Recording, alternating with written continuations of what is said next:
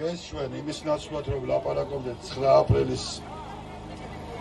სიმბოლურ თუ ისტორიულ მნიშვნელობაზე სამწუხაროდ დღევანდელი დღის კონტექსტით ვლაპარაკობთ და იგივე რამდენჯერმე დღეს ალბათ ვინც 36 წლის წინ 9 აპრილის აქ იყო, მათ შორის მეც ვიყავი, არა, ალბათ დღეს გაუჩნდებოდათ იგივე განცდა, რაც გამიჩნდა მე, რომ მართლა 36 წელი გავიდა, საუკუნეც კი ჩაენაცვლა ერთი საუკუნე მეორეს და ერთ გაწელილ გაუთავებელ 9 აპრილში გვაცხოვრებს რუსეთი. 10 აპრილი აღარ დადგა თითქოს ხო და აი სხვადასხვა ხერხებით და სხვადასხვა ადამიანებით, ხან ბორის ერცელით და ხან ბორის ივანოვით და აი ამ დღეში ვარ და აი აქ გარშემო რო პოლიციელები დგანან, მაშინ თუ რამე შეიძლებოდა იმ ღამეს ყოფილიყო რაღაც სასიამოვნო მოულოდნელობაც კი რო დაარქვა, მაშინდელი ქართული მილიციის, რომლის არანაირი რწმენა და რომლისადმი არანაირი სიმპათია ხალხში არ იყო, ხალხს ეხმარებოდა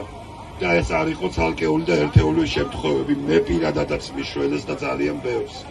და ძალიან მძიმეა იმის დანახვა და იმის აღიარება, რომ მაშინ რუსი გვარბევდა და გჩეხავდა და დღეს იგივეს და რაც არაერთხელ მოხდა დღეს ქართველებისგან ველოდებით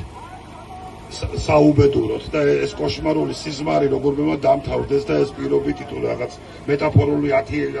აპრილი რო ვთქვი, ოდესმე უნდა დადგეს და დადგეს ნათელი და ისეთი ამ ქვეყანას რო ეკადრება. უნდა ვიბრძოლოთ, იმედი არის, რომც არ იყოს იმედი სახში, ხო ვერ გამოვიკეტებით და ხო არ დავიძინებთ და ჩავიქნებთ ხელს, არა, მართლა რო არ იყოს არაფრის იმედი, არა და არის. თუნდაც ამათი უნიჭობის იმედია, იმდენად გაუნათლებელი უნიჭო და მდაბიოები არიან,